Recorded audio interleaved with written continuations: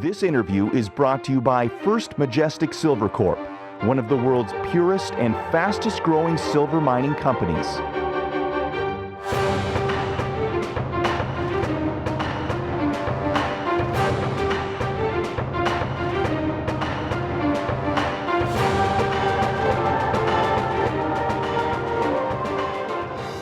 Welcome to Cambridge House Live. I'm Vanessa Collette at the Toronto Resource Investment Conference. I'm joined by David Morgan, founder of the very popular site silverinvestor.com. Welcome, David. Great to have you here with us. Thank you. David, why did silver do so well in August? I don't know, the market knows. But yeah, silver actually outperformed any asset class or any commodity in the month of August. It was up about 19%. I forget the next closest commodity, but it certainly shot off the bottom of 1813 from the June 28th bottom, and July it consolidated, in August it zoomed up again about 20%. Why, we don't know. Usually get a bottom for gold in August and usually silver as well, but silver took off a bit early this year. Do you think that these gains can hold at these levels? Well, as we all know, all markets go up and down. But I think, yeah, silver, I think will maybe get into the 20s again, possibly. I think 20 would be an absolute low. I don't think it's going that low. I'm looking for support around the 22 level, but again, perhaps into the 20 range is again a possibility. I don't think we're going to see below 20. So overall, yes, the gains will hold from the low, the recent low, and I think we are going to see higher prices by the end of the year. Now, interest rates in the US are starting to rise. Why is that important for investors to pay attention to? Well, there's this belief that as interest rates rise, it's negative to gold prices. And that's true if and only if the interest rate is greater than the real inflation rate.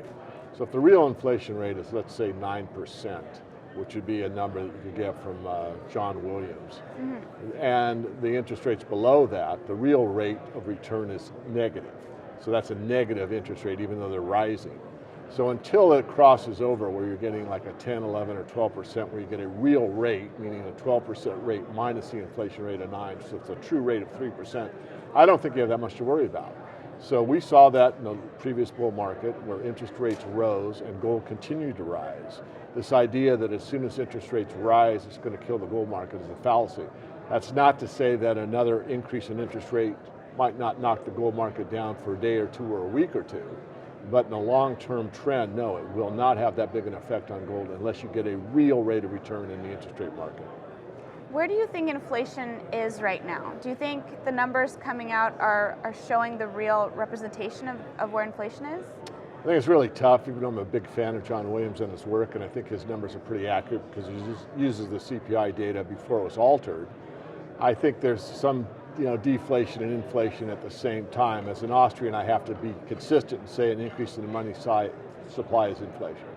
But yet, if you look at asset prices, housing prices have come down, of course, and that could be considered deflationary. I think from the big picture that the true inflation rate, the Big Mac index, if you will, is higher, much higher than what's stated by the governments.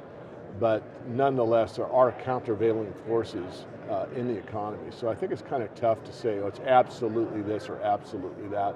Overall, it's much greater than what the statistics are given by the Ministry of Propaganda. But it's not, again, something you can hang your hat on. It's not an easy number, in other words. Well, we talked about how interest rates are affecting gold. Is it the same for silver? Somewhat. I mean, there's a correlation between silver and gold of about 85%, so what's good for gold is good for silver, and pretty much vice versa. Silver does have the industrial component, about 50% or greater of the market, so it is a little more susceptible to how the global economy is faring, more than just a monetary asset, because it does have both aspects. So yeah, it has a correlation, but not as much. If there's a huge booming economy, let's just go to the other side and say, interest rates are stable, currencies are stable, the world's just a beautiful, happy place to live, everybody's wonderful, peace breaks out everywhere. Silver market would probably do very well because there'd be more robust economy, everyone would be able to afford an iPhone, so there'd be more silver demand on that aspect. So it's countervailing, it has that monetary side and the industrial side. A lot of people are saying that in July we saw the bottom for silver and perhaps gold as well. Do you agree with that? I did. My whole lecture here at Cambridge House was that the bottom is in for the silver market and the gold market. I don't mean the bottom, which was in 2000 for gold and 2003 for silver. I mean the intermediate term bottom. 1813 on the 28th of June, I'm saying that's the bottom on this intermediate term basis. I forget the exact number on gold, it was 1187, I believe, something along those lines. I think those are the bottoms, yes. Interesting.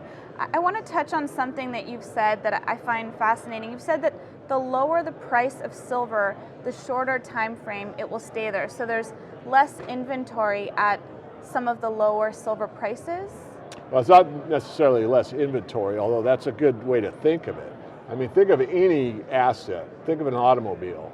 You know, if you have trucks that normally sell for $30,000 each, and you have some available for $20,000, those are going to be snapped up very quickly, and then all of a sudden they're gone.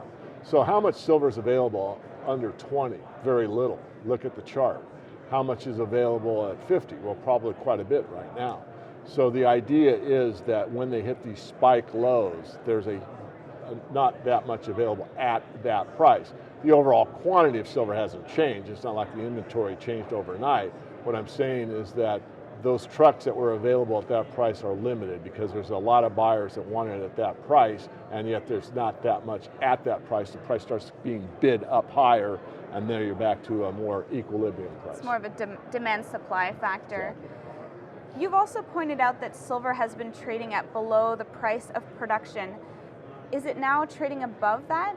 It depends on the mine. It's individual, case-by-case basis. A round number is silver is about 20 to 22 an ounce for most primary silver miners, and we're in that range right now. So a lot of them are like break even or barely so.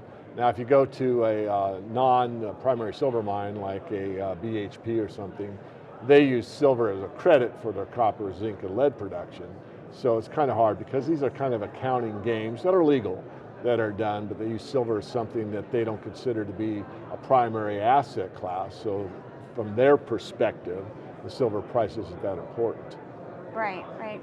So there's been a lot of talk about the divergence between the actual silver supply and the paper market. Can you talk a little bit about that? Well, it's true of silver and of gold as well. I mean, basically, most of the price setting mechanism is based on derivatives. And a derivative is a piece of paper that claims the ability to get silver sometime in the future. But most of those contracts, about 1% is actually executed for physical delivery, maybe 2% at best. So 98% of the market is just a fiction, it's a derivative, and that's what controls the price. So obviously, just common sense would tell you, well, there's this fiction that's creating the price. And yet, to be fair, you can go into the market and stand for delivery at those prices from time to time. And so does it have an effect on the reality of what you can buy it for? Yes. And then there's distortions in the market. During the 2008 crisis, the paper price was under 9, but you had to pay 13 in the retail market. But on the exchange, you could literally get it at under 9 for a very brief time frame. Again, going back to the previous question, there wasn't a lot of $9 silver available. It stayed a very short time. So you've been a long advocate of having silver in your portfolio. Is there anything about the current situation that makes silver an especially good buy right now? Well, yeah, anytime you can buy a commodity under the cost of production and have some patience, you're going to win, whether it's sugar or cotton, silver, whatever. What I like about the metals is they're money, they're outside the financial system, there's no counterparty risk, and they store very well, and in a very small space. I mean, silver's too bulky by most people's comparing it to gold, and yeah, compared to gold, it's 60 times, 70 times more bulky. So gold certainly is a very small unit for volume, but just this tabletop made out of silver would probably be in the $80,000 to $100,000 range, or maybe even more than that. So just a laptop computer is a few $1,000s. I mean, an iPhone is $1,000 in silver. So an iPhone costs what, 200, 300 bucks? But if it was pure silver, it'd be about 1,000. So there aren't too many things that are that small of that value. So silver is too bulky relative to gold, but relative to almost anything else, it stores very well. A basketball volume, a cubic foot of silver is a great deal of wealth. Great. Well, it was great having you here this morning, David. We appreciate it and look forward to having you back again soon. Thank you very much. Thank you.